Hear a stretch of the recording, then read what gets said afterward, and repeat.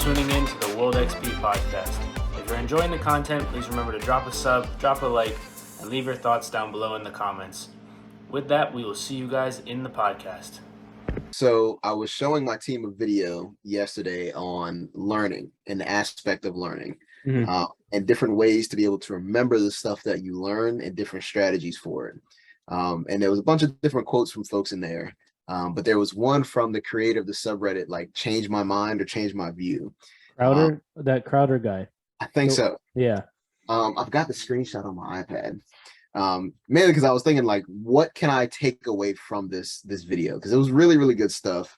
And the irony of it was you're watching a video trying to learn how to remember stuff that you forget it. You have to go back to the video and watch it again. But it says, this is the quote. His name is Cal Turnbull from the subreddit Change My View. It says, it seems to be in our nature to focus on how we are wrong over the fact that we're now smarter, as if we can't be works in progress. And we often attach our egos to what we believe. A view is just how you see something. It doesn't have to define you. And trying to detach from it to gain understanding can be a very good thing. And I was thinking about that, and I was like, the video has so many good points. It's the center of it is talking about learning, right? But there's so many good quotes in it, and there's so many good topics that can extend into so many different facets of life. And this specifically, I was thinking about one, when you're learning stuff, when you have a disagreement with somebody, right? Either based on how you feel about something, or based on if you do have some knowledge in it, but you're not extensive knowledge. The beauty of whether it be disagreements or healthy conversations, that there's always an opportunity to learn something, right? You're never there's always those quotes from like the business pages is like, if you're the smartest person in the room, you need to leave and find another room. Like those type of businessy quotes. And this same, they're kind of cheesy, but the same mindset is you never really are the smartest person in the room. There's going to be someone in there that knows something more than you do about something. And that's just the beauty of the human experience. So seeing that quote was like, one, the word ego getting tied up in there. I was like, yeah, people don't, you can think of like family members of people who just don't like to be wrong, or they'll get into an argument when you try and prove them wrong of why they are, whatever the case might be. But this was just something I thought of. It was a really, really good video. It mentions a book in there. I don't find the pictures still. It mentions a book in here. It's called What the Internet is Doing to Our Brains, or something like that. It's called The Shallows. I don't remember about the author, but it's called The Shallows. And I actually have the book. I just don't know where it's at. It's somewhere. So it's worth the video itself is worth the watch. I can share it with you when we finish up here. Yeah, that'd be great. It goes back to screw it, I'll say it. For those that know about Jordan Peterson, who it's like some people think he's controversial. I think that's wild. But he says he's got this book called 12 Rules for Life, and in the book, and that one, or maybe the sequel to it, like the 12 more rules for life. He's got a rule called treat everyone as if they know somebody treat everyone as if they know something that you don't. Yeah. And so that's the same thing. This is the same thing basically, but it's like, it's weird that there's so many different ways to basically say you don't have to be attached to your views because you're always learning new things. And that's a good thing. Yeah. And it's hard to be in that mindset all the time because it's easier to think that you're right. Yeah. And so I've been trying to do that, and sometimes is difficult depending on like the situations you're in and like what the subject matter is. It's like, oh dude, like, no. So I'm not this guy. But but then it's like, that's the ego part, where it's like, where you're in that situation and then you have to think about it and say to yourself, he knows something that I don't know. And there's always something to be learned from other people, even if it's what not to do. You can like, you see somebody out doing something that you think is wild, but you've learned, I don't think that's a good idea, so I'm probably not going to do that. Yeah. And then you add it to your library of experiences and stuff. And then when people run into troubles, when that library of experiences turns into that thing of SpongeBob where his brain is on fire and all the mini SpongeBobs are running around trying to file things. But yeah, trying to live like that has helped me grow as a person Yeah. a lot the last I don't know, 4 years or so. Yeah. And then I have to actively think like that on here. Yeah. Because there's some episodes where it's hard to carry a conversation, like whether it's all of a sudden you're not interested in the subject anymore, or you're not getting good answers, Or and don't know. Like it's yeah, subject matter they're passionate, intense about it. And you're like, dude, I don't know lick about what this is. yeah, and so you gotta actively, especially for like an hour as well. Like it's different if you're just like, oh hey, what's up, and then the conversation's over. But for an hour or an hour and a half, or sometimes two with Jay. Although with Jay, you just let him talk. And then I'm gonna try to get him back on. By the way, that should be funny. I need to give him a call. Yeah, I ain't talked to Jay in a hot minute since the Rivers kid, man. Yeah. I want to go down there. I want to move to Richmond, dude. Richmond is still like I want to visit him at some point. I haven't seen him since our engagement party. An engagement party? Yeah, when was it? Last summer. Last summer. Yeah. Like family mostly, and like bridal party and a couple other people. My dad just talked to Jay the whole time. He ignored everybody else. Dang. Does he know Jay prior, or is it the first time he met him? No, first time. Jay got a good vibes into him. No, but also my dad has good vibes. They just they hit it off. There's a I think it might have been a TikTok video or a picture on Instagram I seen when it's like when you introduce one of your best friends to your other best friend and they hit it off and you're just sitting like just cheesing. Like I knew I'm cool, y'all are both cool. I knew y'all like each other. Yeah.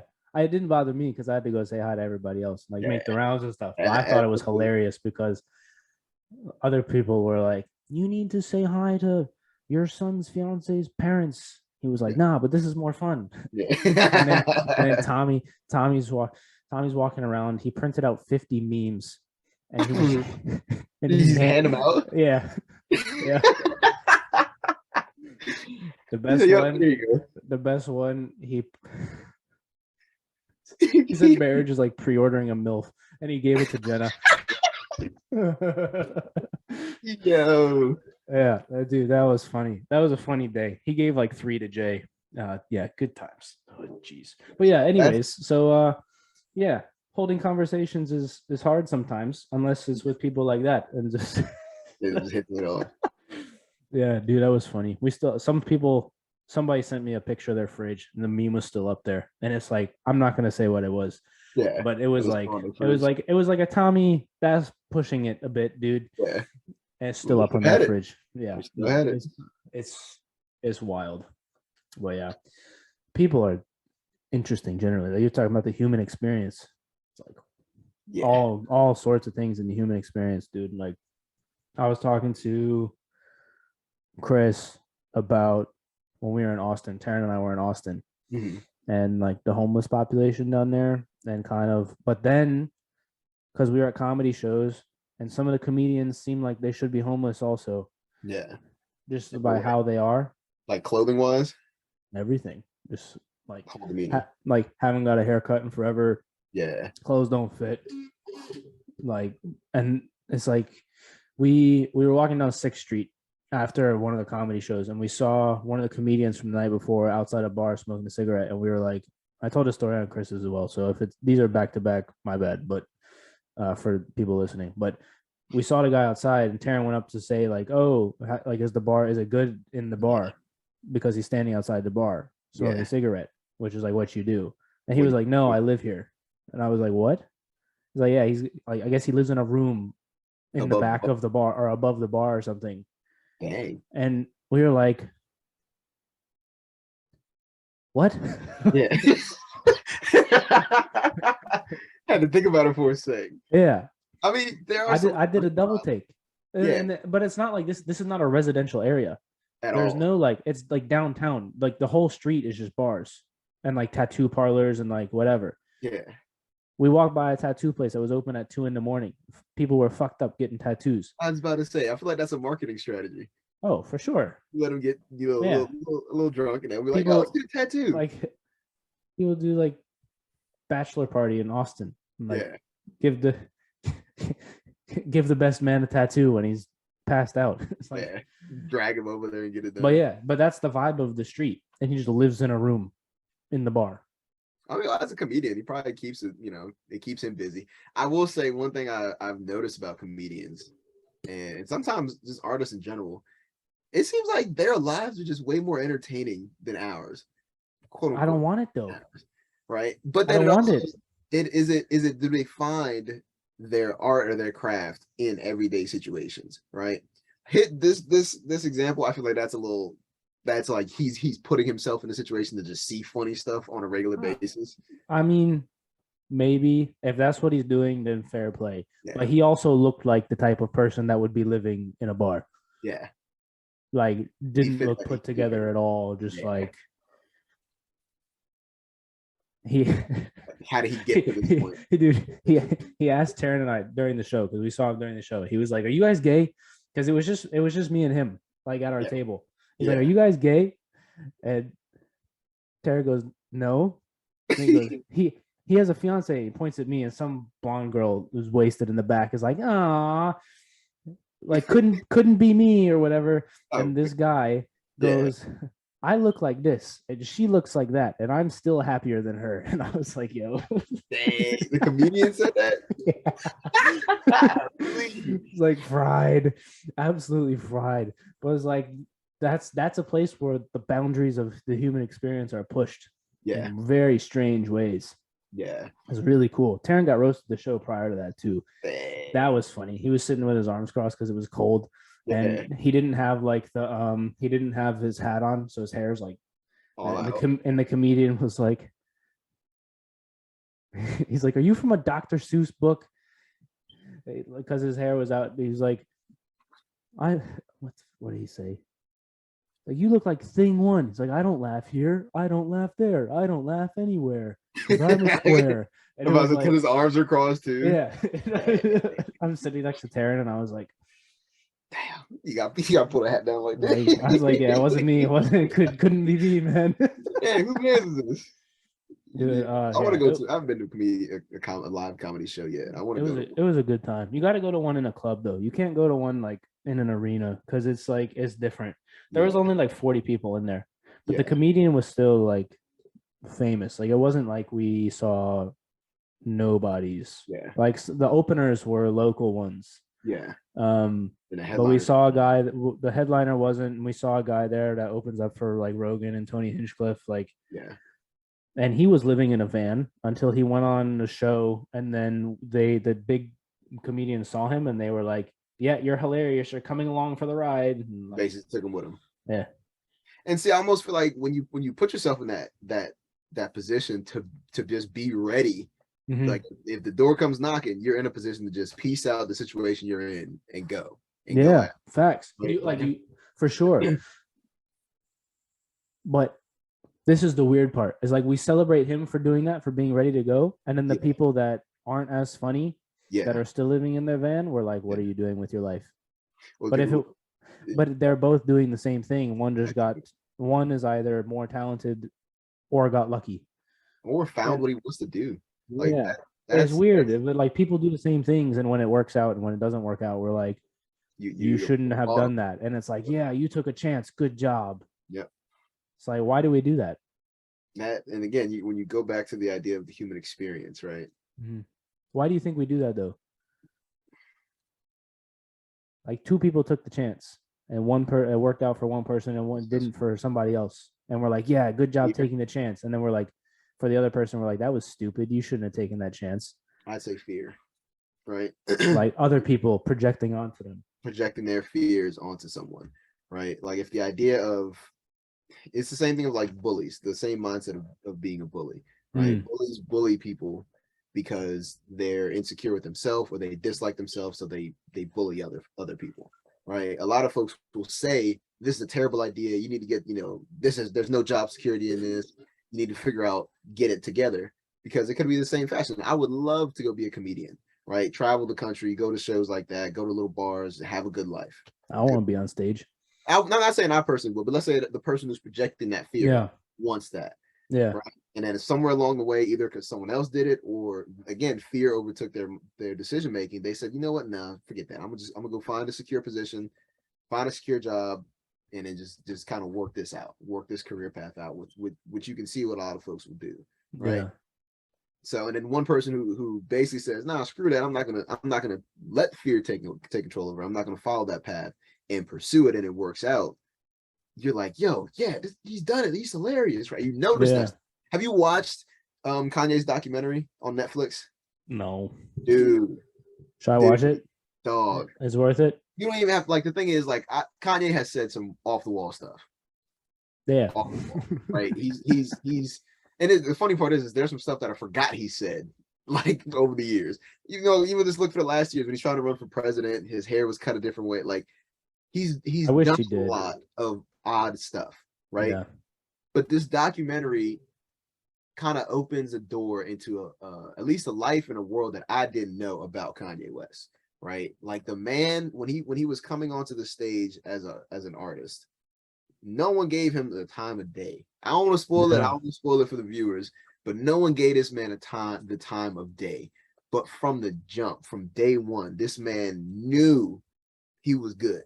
Didn't care what nobody said, didn't care what nobody thought of him. The man knew what he was making was good, and that if he got the chance, he was like, a phrase he said in there was, what I really liked was, like, there wouldn't be a Michael Jordan if Michael Jordan wasn't Michael Jordan, right? Like, there wouldn't be, like, you wouldn't have someone who's arguably, you can't even say arguably nowadays, because 2 3-peats, and you know, Michael Jordan is Michael Jordan because of who have you seen his 10-part documentary? Yeah, that's really good. He wasn't the kindest person.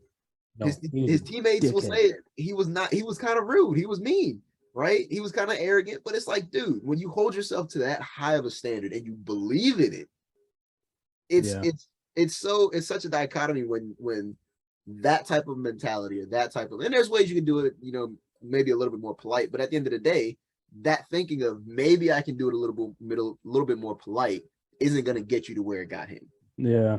Not the same thing with Kanye. Kanye said some rude stuff. Kanye's kind of arrogant. He's kind of conceited, but dang it, the man made good music. Yeah. Right? Like, there's a scene in I think it was 04 or 06, one or two, whenever the College Dropout came out, right? And he knew leading up to it, before the album dropped, it was going to be a fire album. Again, real self-confidence, real belief. I mean, it was a good album, dude. It's still to me, like, anything with that bear is period.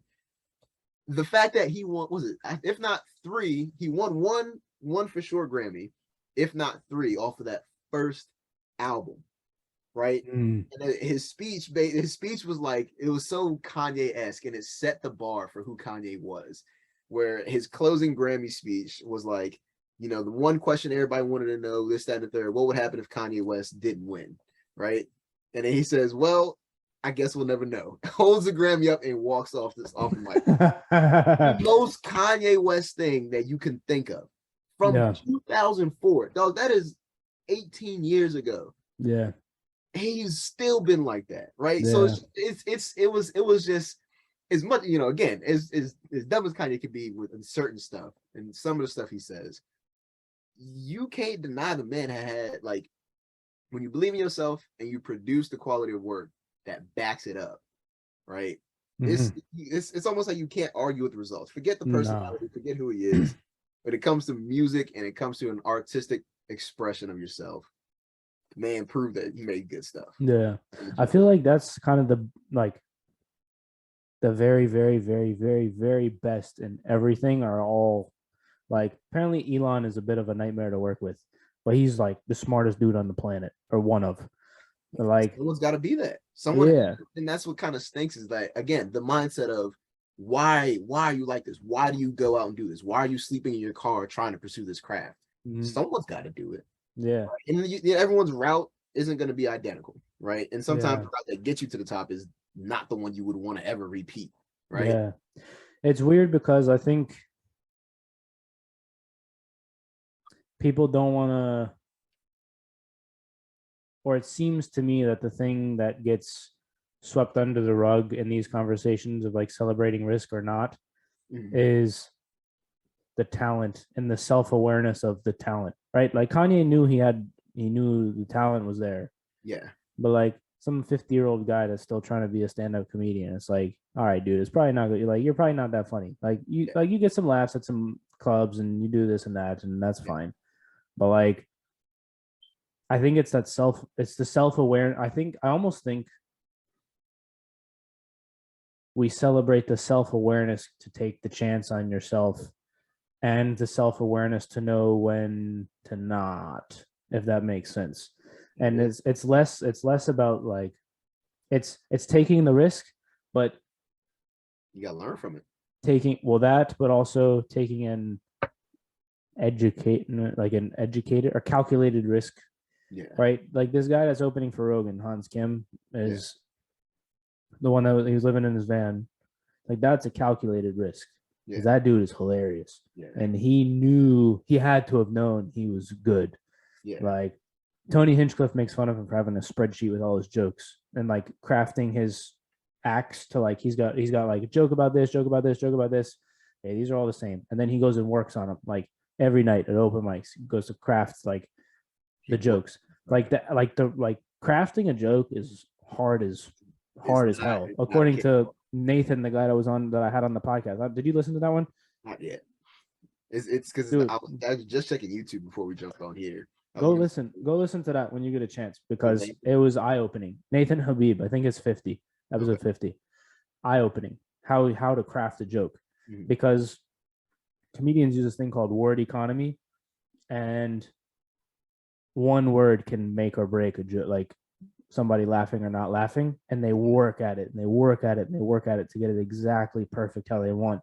And then they all have different styles as well. So they got to figure out what works for them and write to their style. Like some people have different writing styles. Like Rogan will just write just word vomit on paper when he's baked out of his mind, and then go back the next day and like he said there might be like one joke out of 10 pages of word vomit. And no, but I'm saying like one joke that he can craft out of that 10 pages of word vomit that he typed into the computer. And one joke is like, I don't know, 15 seconds, if that, 30 seconds. And then he's got to do that for an hour's worth of material. So that's like a couple hundred jokes or like stories where you have punchlines in the stories to craft it perfectly for an hour's worth of material for a special. My favorite comedian is Dave Chappelle, and I say he's amazing. Dog. It's almost, I don't know. I'm not a comedian, so I don't know if there's like a trajectory or if maybe this isn't even, it's not a universal blanket you could put on everybody. But if you watch a lot of his specials, a lot of times he's not even really like setting up. Well, he does. You can't argue. It seems like he's just weaving a story with punchlines within it. But all the story is a buildup of the joke, right? He weaves the joke, the punchline he weaves the joke with the punchline, knowing the punchline is at the end. So it sounds like he's just telling you his experience and telling you the story that happened. But he knows the ending to the story, and he's gonna say it in a punchline, right? And for me, if you're gonna talk for an hour, think of like a seminar, right? In a seminar, you're sharing information, you're sharing hopefully you're sharing information, you're sharing interesting information that people want to learn. When a comedian when you're sharing a story as a comedian, you're hopefully sharing a story that will get people to laugh, right? And knowing when to slide the punchline in or how to build the story up to get them invested in the story, only to let them off with a hilarious punchline at the end is a reward for their time, right? So even though it's funny because he talks about he bombs at places too, like he'll get booed off, people want refunds, this, that, and the third. And I'm like, oh well, those aren't the ones that make it to Netflix. those are if you're there and you experience it, it happens. And even arguably people who are really, really good at this also have those days. No, they all do, and it's always a learning experience. And that's what the other thing that Nathan was talking about is like the importance of bombing. It's like it's important because you learn what works and what doesn't. You don't want to experience it often because obviously that means you're not very good. But like for his special, he put a special out on YouTube. It's like 48 minutes or like close to an hour. That every single word is written in his Google Doc, word for word, the entire hour. And he memorized it. Yeah. That's impressive. I couldn't do that. Because Like, he crafted everything to that level. Because you work on the premise for a while, so you know kind of, but then like he's working with the material for like a year. for the same 48-minute special for a year. Yeah, but so what happens is when you do spots at comedy clubs, you might have like a 10-minute spot. So you do like this 10-minute segment, and then maybe the next night you got 15 minutes. So you do a different 15 minutes. So like you can craft this like the parts individually. Yeah. Before you bring it all together. Like you don't got to be doing the entire 48 minutes the whole time, all the time. Yeah. But then he was like leading up to it. He wasn't caring about getting the laughs and like having fun with the crowd. He was rehearsing. So that's a different sort of delivery where he's just going from trying to deliver the joke, like get ready for it. And then that's different than like, I don't know. Yeah, dude, it's so weird. I'm fascinated by it. And I keep talking about it on here. Yeah. And like, I feel like people might be tired of it, but screw you. It's your podcast. It's my podcast and 20 people listen to it anyways. And three of them are me. You have 3 different accounts. Yeah. Well, I'll say I remember I was talking with a guy I work with today about improv, right? Mm-hmm. I feel like comedians will say improv is not like a good subset. I don't know if Nick has an opinion on it. Or is it Nick or Nate? Nathan, yeah. I don't know if Nathan has an opinion on improv, but I've heard it's not like an equivalent to the full set. Well, you can clearly see because if you're rehearsing something for 48 minutes for a year versus improv just coming up with stuff on the fly. It's 2 years, 2 different ball games right there. Well, it's both. The like the really great ones, like Andrew Schultz or Tony Hinchcliffe, like is Andrew Schultz crowd work? Schultz? No, well, so like he does the crafted stuff, but his crowd work, which is improv, is off the charts good. That's what I know him for. That's mostly his TikTok joke. Like if you watch any of his TikTok videos, most of the time they're crowd jokes. So why do you think? So he releases all that stuff. Yeah. Because that's a one-time thing. You're not going to get that crowd. You're not going to get that guy in the front row that you can roast. You're not going to release any of the crafted stuff because once you release it, it's done. Everybody knows it, and they don't want to come to your shows anymore. Because they see the craft already. Yeah. So then you wait to release the crafted stuff in your special, and then you release all the crowd work stuff to get people like, oh, this dude's funny. I'll go buy little nuggets. Yeah. And that's a new thing. That's a relatively new thing that is happening in the world of comedy. There's and other people are following, like Mark Normand, Shane Gillis, like Akash, who's on Schultz's podcast. Who else? I don't know. Oh, Chris DiStefano as well. Chris is one of them. Dude, he's hilarious. Did you hear he went on Tom Segura's podcast and he was talking about his dad, and he's like, so he has a PhD in physical therapy. DiStefano does. You're kidding. Yeah. And he was going to therapy, and his therapist was like, you're hilarious. Have you considered doing stand-up before? Like, your stories are funny. Yeah. So anyways, so he's telling a story about him graduating from like with his PhD, and it's like they're having people from the different religions do like different prayers, like a bishop or whatever was up there, and what's the Jewish one? Hanukkah? Jewish priest. No, Jewish priest. Oh, rabbi. Rabbi. And then he's like, the Muslim one was up there, like the Sultan or the Shah or whatever. Yeah. Like completely just butchered whatever it was. Yeah. What is a? I feel like an idiot. I'm Googling this right now.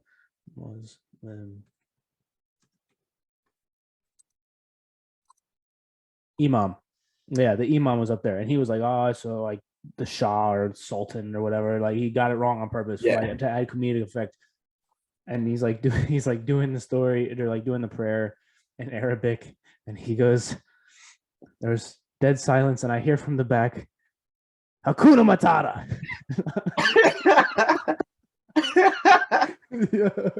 Was this on a special or is this live? No, it's on a podcast. He's just telling the story. Okay. And he's like, his dad, he's like, 500 people turned around. He's like, except for me, because I knew exactly who it was. The dude yelled Hakuna Matata with a thick New York accent. It's Because like, his dad. yeah. I watched it like 10 times, dude. I was still laughing the whole time.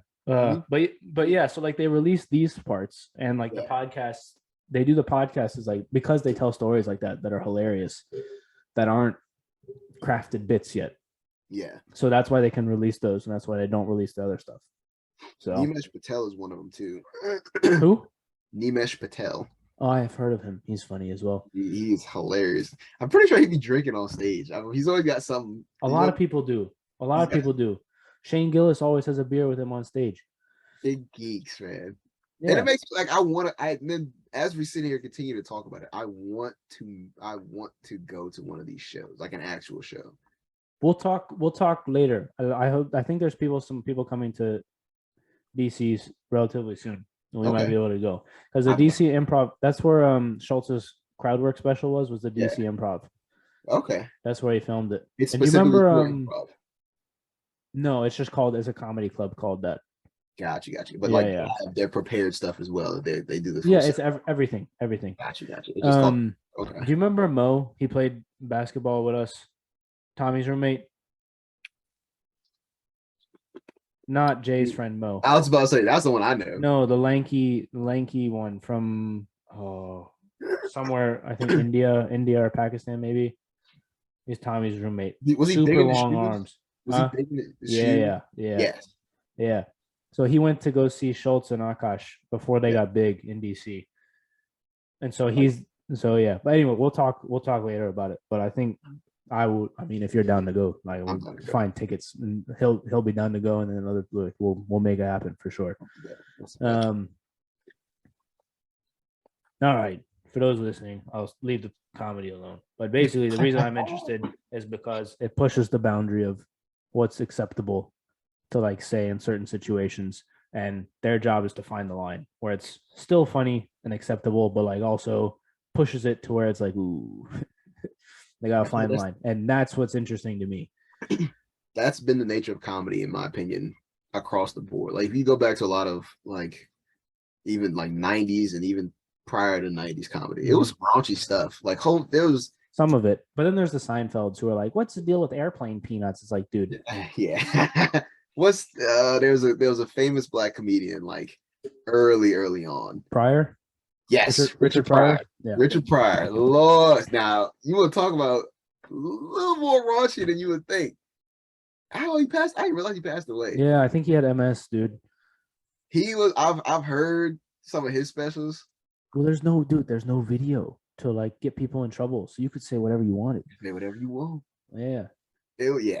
That was so. Yeah, he used to say some. But there was a J. Cole song where he sampled one of his lines, right? So for real? One of the beginning of his song was Richard Pryor doing his joke. Yeah, dude, he's a legend among. And his voice is iconic. Once you hear his voice, you're hearing Richard Pryor. Yeah. So the idea of you can't, certain boundaries can't cross. I'm like, they were crossed already. They just weren't put on, 30-second social media clips out to the world. Yeah. Speaking of voices, do you see Jamie Foxx's impression of Chappelle? I'll send it to you afterwards. I think Jamie Foxx might be the most talented show person ever. Speaking of Kanye West, dude acts, things, does impressions. He's funny. Did I say acts? Dude, he does everything, and he's good at all of it. Like world class at all of it. I think, dude, he might be like up there as like one of the most talented, like just people ever. Generally, I think if you go back to, it's so funny. Random tidbit back to Kanye West. For two things, you heard that he changed his name legally to Ye, right? No, I've stopped paying attention to most things in like. Well, he legally changed his name to Ye, I think in 2020.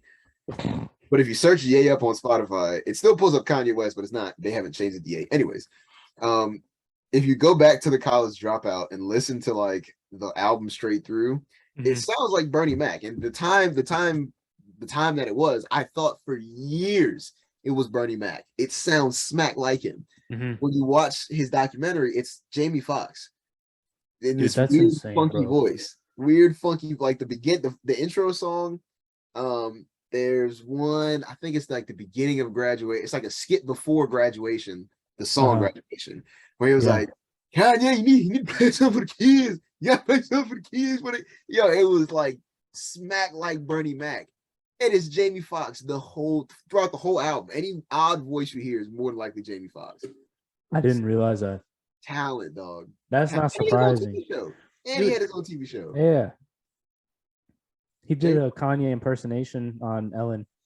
Did he really? Like years ago. Yeah, him and Jay Farrell were on there. Just like she would pull a name out and then pull a situation out, and then they would have to do that person in that situation. And I think Jamie Foxx got Kanye at a used car sales lot or something like that. Hilarious. Yeah, it was pretty funny. I'm not gonna lie. He was a comedian too, right? He's done some. Yeah, dude, he's done everything. It's crazy. I don't know. He's so talented, bro. He's a very talented dude. Terrell, Texas is where he's from. What you think about Will Smith smacking Chris Rock? And the reason I ask that now is because nobody cares about it anymore. Nobody cares. Dog, I remember a friend of mine sent me just a clip of it. And I'm like, dang, I don't remember seeing this 10 years ago. No. And then I was like, I saw somebody else had like saying like, yo, did y'all see, are y'all watching was it the Oscars? It was like, yo, you're watching the Oscars. That's the thing, nobody knows. This I'm sorry. He sent the video. My friend sent the video like 11 at night. I'm going to bed. I watch it. I'm like, dang, that's crazy. I don't remember seeing this years ago. Put my phone down and go to bed. Wake up the next morning, check Instagram, and it is flooded with this. I was like, yo, this happened last night. I think I'm not the biggest fan personally. From what I see from the outside looking in, I don't know what goes on internally with their relationship. But I don't think Will and Jada. Don't think it's a healthy relationship, dude. It doesn't look like one.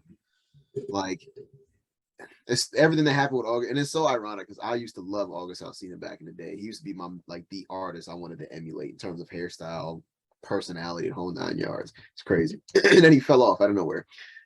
Stopped making music, but like.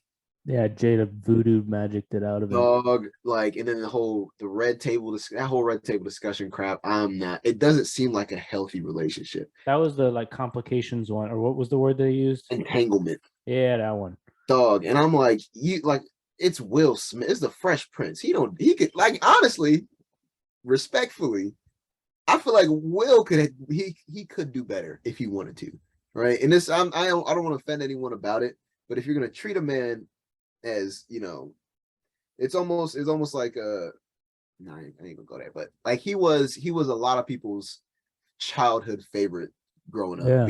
Fresh Prince, right? Like his reputation, I Robot, I Am Legend. Like this man is he kind of ran a lot of people's childhood in terms of film. Pursuit of Happiness, Hitch, this man he got the track record. Yeah, he's successful.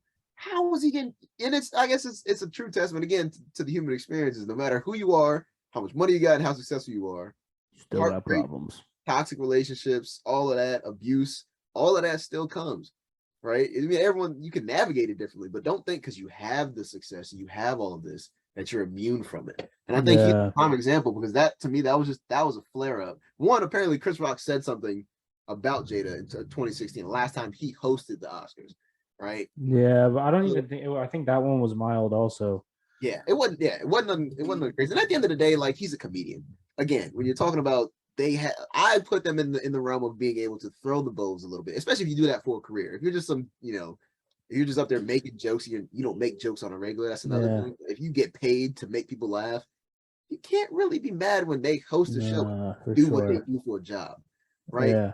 But again, it was the worst action to take on that stage. Right? Oh, it was horrible. That made me wonder, how Ricky Gervais didn't get smacked for that 2020 Golden Globe speech where he said that they were all friends with Epstein.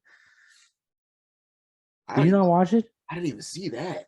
Oh, dude. Damn, I got a lot of things. We got a bunch of shit to send each other after. Yo, so he goes, he was like, I forgot what the line was, but he was basically like,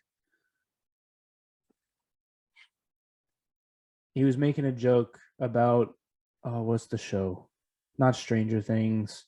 The one where like the wife has cancer and then the dad wants to like kill himself or whatever. I don't remember what it was, but he was basically like, Was it a series? yeah, it was on Netflix or something. He segued from like, he wanted to kill himself and it was still more fun than this. And he didn't kill himself because there's a season 2, or like he did in the end, there's a season 2, so he didn't kill himself, just like Epstein. And then everybody was like, oh, and then he's like, shut up. I know he's your friend. I don't care. This is 2020. Yeah. And this is after all of that came out. Yeah. No. Yeah. At the Golden Globe. This is his speech. I was like, dude. Everyone loved it though, because it was like, yes, our hero. Yeah. But like, and then it was like, what he got? Wait a minute. I did see it. I don't remember him saying that, but I remember him calling out, like, he was laying it out there on the line. Like, calling out. That was great. He was like, by the time my speech is over, DiCaprio's date will be too old for him. He's like, I do remember that. Yeah. I don't remember the Epstein thing, but I do remember him calling out so many different things. And it was like, either who pissed him off or what contract did they not uphold that he signed. He's like, screw this. I don't know, dude. But yeah, that was he held no punches. But yeah, and then to go off to like the fame thing and you still have problems, then we went right from Rock and Will Smith to Johnny Depp and Amber Heard. Yeah. And she like pooped on his bed, bro. Like what? That the fact that that's like a living meme still it's a bit funny, I'm not gonna lie.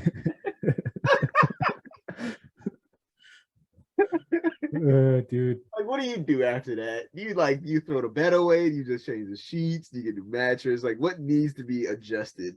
It's so dude, I don't know. And then probably for me, the funniest part that came out of that was that series of Instagram reels and TikToks where people were practicing the Jack Sparrow run, like through public places.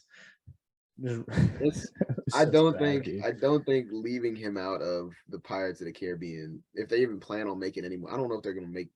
They said there's, he made it, dude. I didn't even watch the other ones without him in it. I didn't either. I don't even. Like the latest one doesn't include him, right?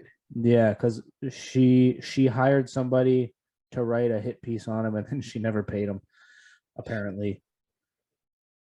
But she's still in Aquaman. Bonkers. I think since she technically, even though she's appealing it, I think since she lost on the front face, they're kind of hesitant about it, right? Or no? No, the movie's already out, isn't it? The second one? Wait, which one was she in? She was in the first one. She was supposed to be using my second monitor. I was about to say the second monitor. She's casted for the second one, but I don't think shooting for it's complete yet. And I think the first one is out, and the second one. Oh, that's not the right button. Can't type. Good. She is cast in it. Supposed to come out next year. I feel like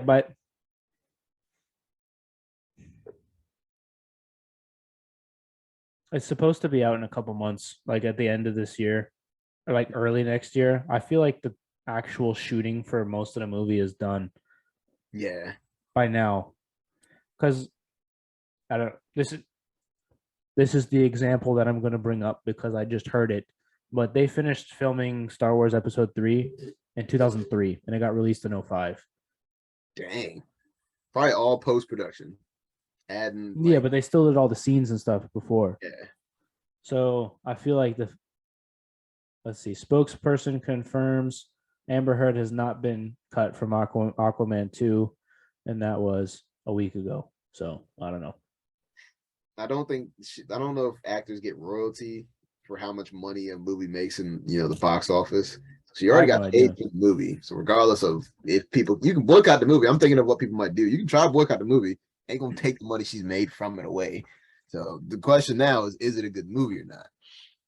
Which I'm probably not the person to ask. I am horrible with movies, man. I have no idea. I might watch it because Randall Park is in it. You know who that is? He's Asian Jim from The Office. I'm looking at the cast. I'm looking at the cast right now.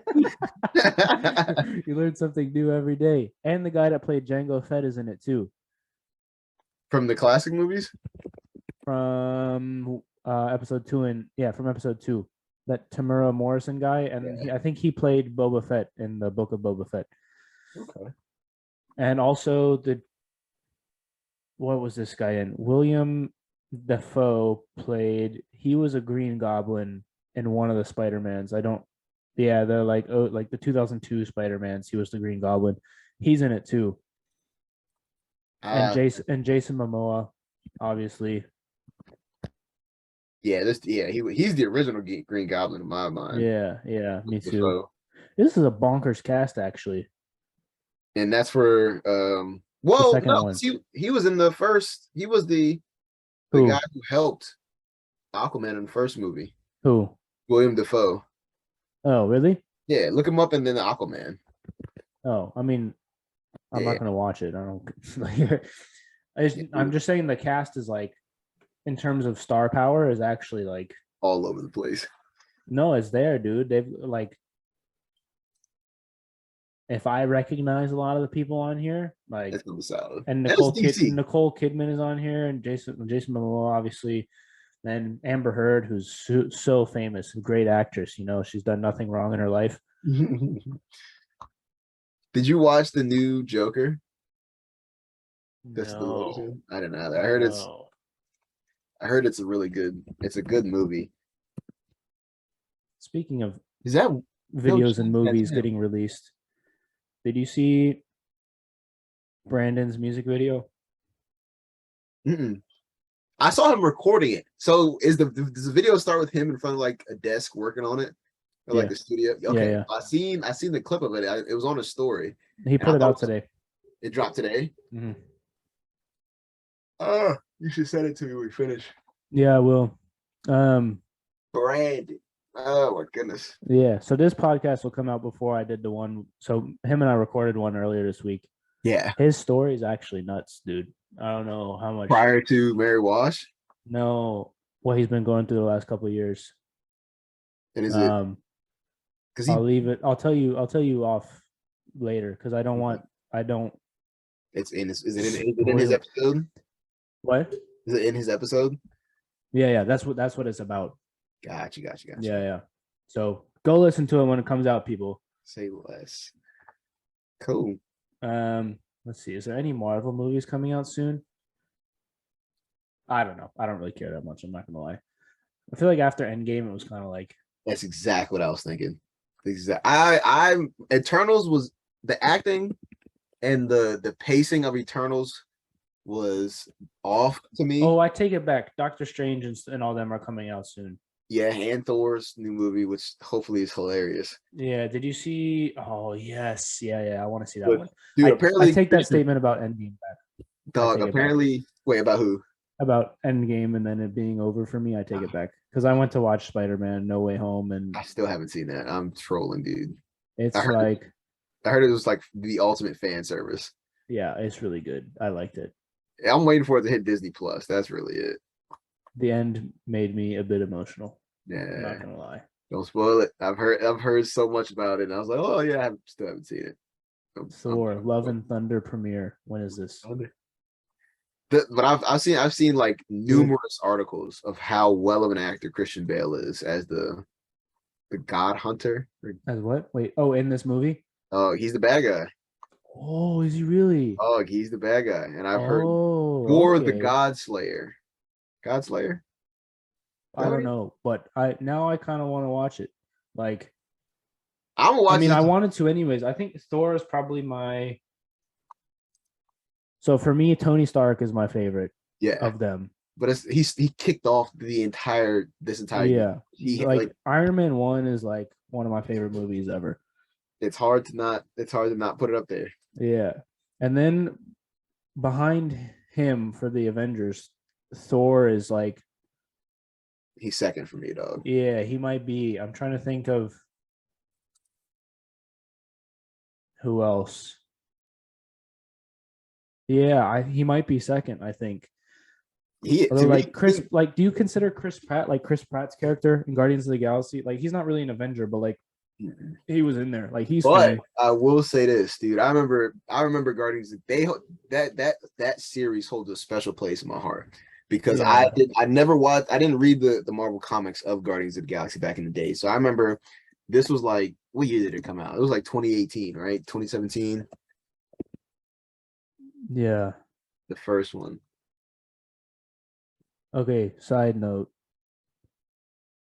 I don't know when this is coming out. Probably the 27th. Yeah, And we're recording this on Friday when the Roe v. Wade thing just happened. yeah. And I don't want to get into a political discussion, but a headline just popped up. It says Washington DC bridge shut down after man scales archway to protest the decision. Dude is just chilling at the top of this fucking bridge. Just sitting, standing. I don't know. I'm trying to see. It's an ad for pizza. If that's not a more American situation, I don't think an ad for pizza ahead of a video about Roe v. Wade might be the most American thing ever. That's not true. Nobody. I take it back. Don't hate me, people. Yep. Washington I don't know. Shut down. Is it from Fox News? Yeah. 1,400-foot structure. My man is just up there chilling. Yeah, dude. That's kind of nuts. Wouldn't be me. And you know what's wild, bro? People are not going to be caring about him at all. They're just going to be like, it's taking me so long to get home today. Yep. Even after they know why, they'll probably just be more mad at the. They probably would be. They probably would be, to be honest, dude. That's wild. James.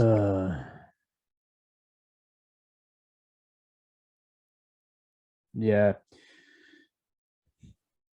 I don't know, man. But yeah, Marvel though.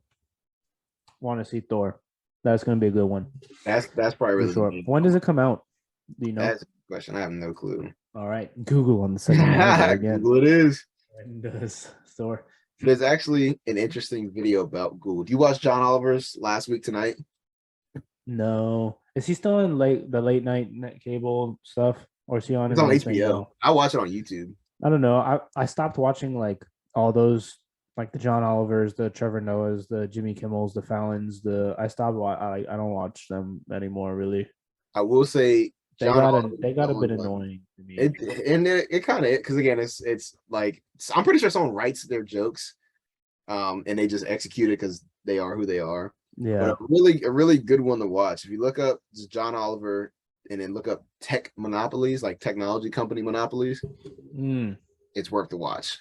Google's a topic on it, and it talks about how they've transitioned from just being a resource to find stuff to when you Google something, you never leave Google. You don't even realize that like when you Google something, right? You know how you're on the home page, it says all, you scroll down and it says people also ask, and it gives you those questions. Yeah. Right. Notice you never leave Google. You never leave that homepage. When I find that, I don't click on those links. Right. I click the little drop down arrow, it reads it, and then I'm done. I'll leave the website. Yeah, I do that too. I'll do that unless the link is like, oh, this is exactly what I'm looking for, and then I'll click on it. But like, aside from that, I don't do it. If you're looking for just information, like I just need an answer real quick, and it's not in that first thing. Yeah, I don't click on it. People ask, you find it, you get off of Google. It talks about how companies get their money by traffic, by site traffic. They sell those ads because they have site traffic. Well, if Google is scraping your website for the answer that people look for and never actually linking you to, I mean, they put the link there, but if they're giving you the answer in Google's little screen thing, there's no traffic going to that website. Yeah, it's yeah. So I mean, and if you look up flight, like you buy a flight ticket, a plane ticket off of Google without ever actually having to go to like AmericanAirlines.com or Travel Expedia, whatever. No, I don't trust. Look, I don't trust getting plane tickets from places that aren't the planes, because like if I show up and my QR code don't work, I'm throwing hands with nobody, but like with no one, because I don't know whose fault it is. Yeah, with Google. Yeah, come fighting Google. Yeah, dude. But like, also speaking of planes, dude, we were traveling back from I forgot where we were, but we were traveling back from somewhere, and I got an email. It was like, oh, your flight's been delayed, so you're not going to get to your connecting flight. So we've rebooked you for tomorrow. And I was like, What if I was staying in a hotel that I had already checked out of? Then Mhm. what? What if I had things to do? Like, Mhm. what if I was going to a wedding or something important? That cannot be rescheduled in the Yeah, that morning. can't be rescheduled. Then what? Just, oh, sorry. Got rescheduled. Hope it works What? out. I got very lucky that all I missed was my Sunday. And that'd be And, it. and like, we weren't in a hotel. We were in like somebody had rented a house and we were leaving a day early. Yeah. So like, we got lucky. But I was like, um, that's messed up. And Yeah. like, there's no What can you do? Who do you complain nothing. to? You can't do anything. You literally can't do anything because it's like, what do you go yell at the fucking attendant? And they're like, I didn't make it rain outside. Go talk to Thor. Like, no, Let, like, let me go grab this little dingy plane and fly you there real quick. I got you. yeah, like you literally can't do anything. Yeah. And so then I was like, it's like, yeah, I can't do anything. I But don't have you been to restaurants as of late? what Well, do you like? okay. What do you mean? Have Like, you a better question. Have you tried to order crab from restaurants? There's been a crab shortage. I went to the Cheesecake Factory twice in like the past like maybe 2 months. And there's been yeah, a crab shortage, you know, the creamy crab dip, whatever you anything with crab. nothing. Oh, you up front. There we don't have crab. There's been like either a nationwide or a region-wide crab shortage. They haven't had crab for like a month and a half.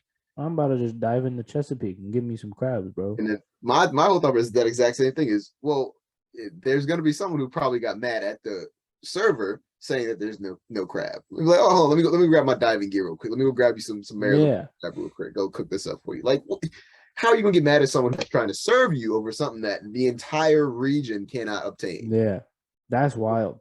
People do So it though. Still, they still will do it.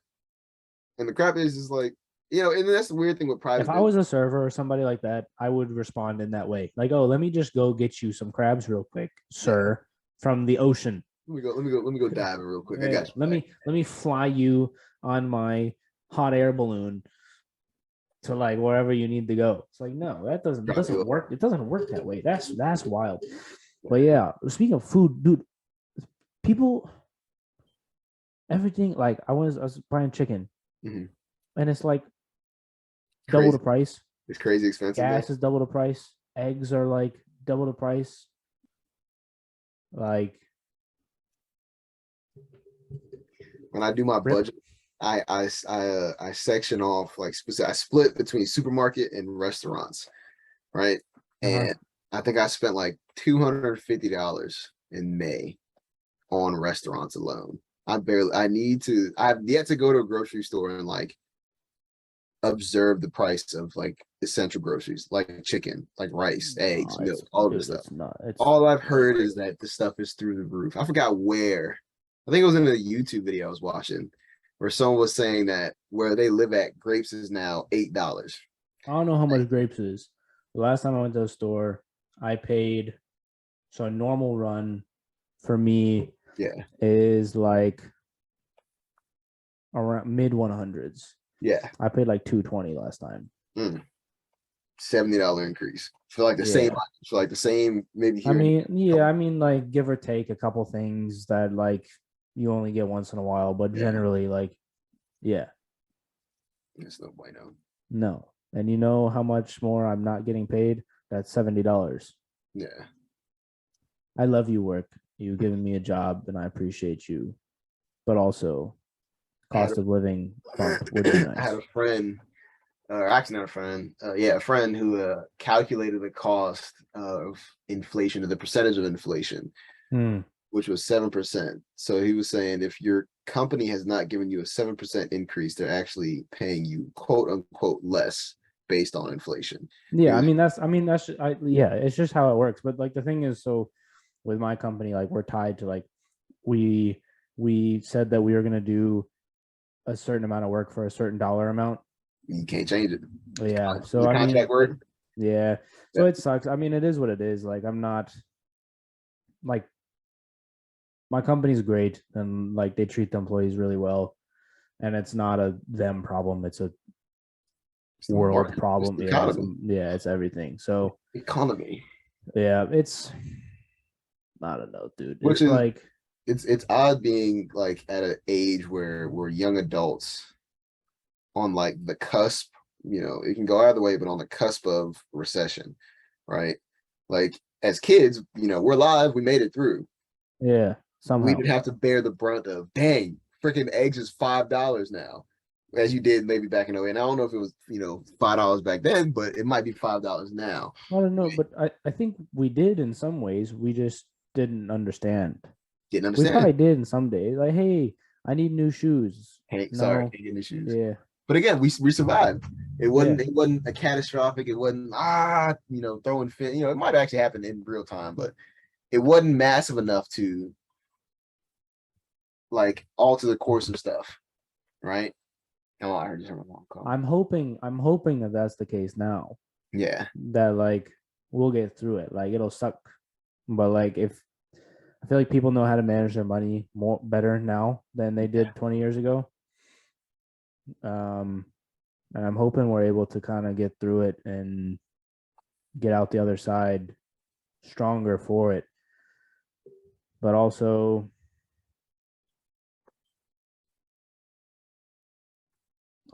people are people. yeah. So, I'm trying to get a little bit more savvy with investments because this is the time to put some money in the market. And I ain't saying this. I'm not a financial advisor for the viewers. Facts. I am not a I financial. keep asking. I'm like, is it time to buy? People are like, I don't know. I'm not a financial advisor.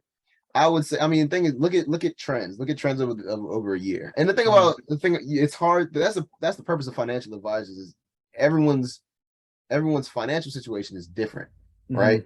So let's say you invest now in something that's $25 a share, right? Yeah. You put $100 in, you get 4 shares. Yeah. And next week it drops down to $15, Yeah. right? There might have been someone who didn't want to spend $100 at $25 a share who got lucky and invested at $15 and might have only gotten, still 4 shares, paid $7, whatever the case might be. Yeah. At the end of the day, you can't say what's a good decision. You both own shares of it. Yeah. But you can't say which, you're always the goal is you buy low, sell high. But you can't predict the market in a sense unless you know inside trading on 9 yards. But I don't know. Does anyone actually do that? Is that a thing? Insider trading? That's a joke. Keep going. Oh, to pull out my notebook, dog. I got live results. Yeah.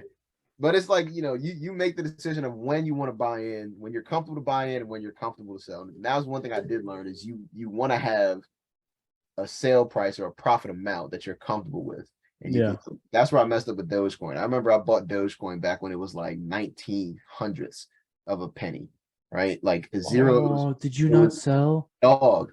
I'm still holding on to like 1,500 shares right now. No. I could have made I bought it like once it started to go up. Yeah. And then I was like, I didn't put enough in for like when it went from like 20 cents to like 60 cents. I was like, it doesn't matter. I was planning on just holding it anyways. But like, I mean, I thought crypto was going to be like what crypto said it was going to be. So I'm like, it still might be. It still might be like 26. Let's say you bought Bitcoin in 2016 when it was $5. And in 2018, it only got up to like $50. You're like, dog, this is a waste. This ain't it. Yeah. Right? And then it went up to 60K. So I can't tell you what 3 years is going to look like. And a lot of these, like, I don't fully understand blockchain. I don't fully understand how crypto works. No, I don't either. But I need to get like somebody on here to explain it. Very good idea for podcast. Yeah. Do you know anyone? It's like, I don't know anyone. It's like, hey, are you a blockchain engineer? It's like, no. I knew a guy who he mined it. Dude had like 2 computers in his bedroom mining it. His bedroom freaking it was a friend of a friend, basically. I was hanging out at a friend's house and he was like, yo, you want to come see the setup? Pulled up and it's like he's got like the room was hot, but only because he had AC, like a full AC setup in there, but the room was hot just because these things were like cranking. Yeah, dude, that's bonkers. What was like? I don't know. I was about to ask what the processing power was. Doesn't really matter. All I know is like the high end graphic. You need a graphics card, which I don't really know why, but you need a decent graphics card. And he said basically it's like selling shoes. Once you get into the game, you find other people who do it who can get you stuff. So he said he paid like just a little bit over retail for both of his graphics cards, just because the guy he bought them from had like 20 of them. Like I wouldn't say a scalper. I mean, he probably had bots that got him when they dropped, but dude had a bunch of them. So he said, "I'll hook you up with them." Got him Those started. people are a different breed. The one that have bots to buy things when Oh they yeah, drop. you know what's sickening? Those people be different, bro. I And knew it. I kind of wish that I did that, but also like You gotta want it. it feels a bit like sleazy. Not that it is like, but It's I don't know. the crap is once it was a tool that was used to secure something that you want, right? And even though we have our reserved opinions about it, the mindset is, well, if I don't use it, someone else will. Oh, I mean, yeah, I don't know. People want to do it. And it's just like it feels a bit for Because me. you're right. Because there might have been a kid waiting on Christmas to try and buy them shoes or buy that graphics card. Yeah, and then you're And gonna hey, sell it to him his for like site triple the price. as soon as he tries to, the site crashes. Your bot just secured 15 of them, and now Yeah. he's got to hope that he can get them for I $700 mean, more than what fair retail. play to those people, dude, because the first ones that figured out that you could do that, Yeah, it's like it's all that's coders. It's coders. well, I know, but I'm saying that's a genius move. Like, imagine thinking of that, like you're sitting in your like room or whatever, and you're What like, anyone else did. what if I coded something that could buy all of one thing when it first came out? And then turn it into a sellable product. Yeah, Turn nuts. that process into a sellable product. Hey, you take this little USB device, you install it in your computer. You know, you'd have to do like not only would you have to code it to do that, you would then have to create an interface so people can pick where they want that stuff purchased from. Yeah, right. So and you'd have to put your payment on the card, like in the code. So like in the code, so it automatically would trigger that charge Yeah. to this card. So if all I'm saying is if I was the creator of the bot, boy, I'd be rolling in money right fair now. play, dude. Fair play, Fair dog. play. And so and the craziest thing is like we say that now, but there's something that is innovative that we are like, yo, how come we didn't think of this sooner? That's gonna come out in like the next 5 years. Well, it's like that's because those are the people that in it. Like when DoorDash came out, I was like, that was such a good idea. Why did nobody else do that? It's like only pizza was delivered. I remember my uncle back in 2017 Uh-huh. was telling me about. I think it was Door. What's the other big companies? Uber Eats or Grubhub. Grubhub. Yeah. He was telling me about in 2017, bro. This is 5 years ago. If he invested in that, dude. Oh yeah, I then remember he gave me because we were talking about this. He's up in Canada. We were in New York, like in Times Square. I remember like Yeah. yesterday. Dude gave me $100 bill. He was like, "I want you to use this. Open up a TD Ameritrade account and invest in this." And he kept telling me, he was like, I can't tell you if it's gonna, I can't tell you if it's gonna be viable, but it's been, it's been working out so far, at least in Canada where he said he was. This thing called Grubhub, and I was like, I was in school. This is back when we were at Mary Wise. Yeah. This thing called Heliosomethicin. It was a ticker for a product called Movie Pass, and basically it was a subscription in this card you got to go to movie theaters. Right, you pay like $11.99 or $20 a month, and you can go see unlimited movies for the month. Yeah. Unlimited movies as long as you kept the subscription going. Right. Stock price goes from like $2 up to $35. I jump in at like 16. Again, I didn't sell. It goes up to 32. They go bankrupt because they were like it was a losing money model, right? Like Yeah. movie tickets are already like $12 if you're not going for a matinee or a cheaper day. Yeah. So I can pay the price of one movie ticket and see 12 movies and really as long as I want. It was a losing. I know people that had it. It was a losing business model. When the company went bankrupt, Heliosomethicin tanked. I lost that $100. And here Grubhub is now here Grubhub is one of the major companies that you have when it comes to food delivery. Yeah. Right. So it's being able to see, knowing like, don't let the skyrocket or to the moon as for the memes for GameStop and all of that. Don't let that trick you. Right. No. It'll make you want to pour your money in now. But if it's not a get in and get out scheme, it's not a long-term investment. You have to be able for sure to see this is what's going to make money over 5 years, because 5 years from now I will still do this. Yeah. People, it's that, and like, what is a problem that most people have, and is someone actively trying to solve it now? Yep. And like, but maybe they haven't solved it yet. And like those are the ones that like you can throw some money and do a little bit here, do a little bit there, like the higher risk ones. Yeah. I wish I was like I want to find like a company startup and invest in a startup rather than something that's already on the New York Stock Exchange. Yeah. I mean, then that's real ownership of a company. If I give you $2,000 for all you need is 10,000, I own 20% of that company now. yeah. I mean, That's real investment. yeah.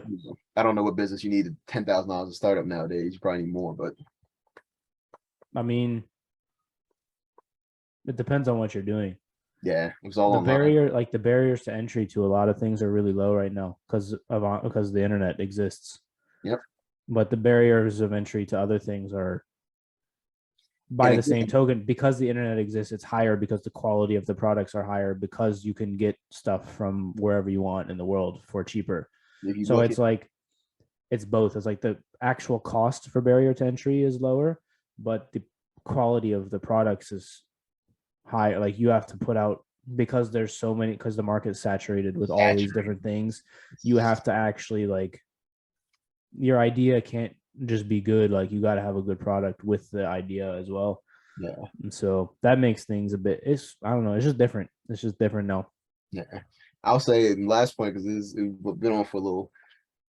Watch that Tech Monopolies video by John Oliver. Yeah. It talks about, I think it goes into like, it's hard to even try to create a new product or a new service if it even slightly encroaches on a blue chip company's territory. Oh, for sure. Because they will come after you. They will either try and buy you out or sue you for something. Yeah, it's tough. Or threaten to sue you for everything you got and make you shut down or stop before you can actually get into the market. So, yeah. Or like offer to pay your people way more or like something. Yeah. All these little tricks of It's hard to have real competition when the main player in town owns the police. Well, I don't say owns the police, but basically owns anything that can enforce to get you to stop. They run that. No, I mean, they just donate to people's campaigns. That's what it is. So, dude, another thing. I forgot where I learned this. Wait, do big companies do that? What? Donate to people's campaigns? Oh, you can, but forget. That's a joke too, Jason. Come on. Oh my goodness. So one thing that I thought what was been crazy to me was a lot of people on Capitol Hill is like, let's say I'm somebody's chief of staff for 5 years. They lose their elections, they lose their elected seat, right? Yeah, no, they just go to somebody else.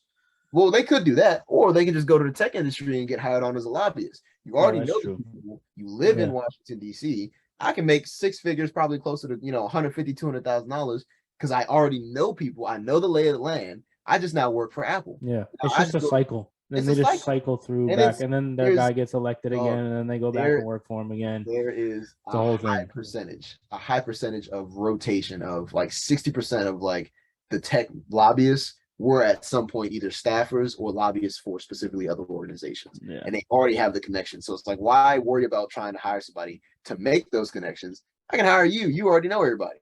Yeah. So, well, that's a happy note to end this on. Yeah. Tech monopolies, man. John Oliver is worth the watch. All right. I ain't endorsing, not sponsoring. It's just good content. Yeah. This is a good one. I enjoyed this. We just talked about shit. That was fun. So it's good. It's good to segue. As you said, when you have someone you can talk with, time doesn't seem as tight as it does. So cool. All right. This is it. All right, everybody. See y'all next time. Peace. Peace out.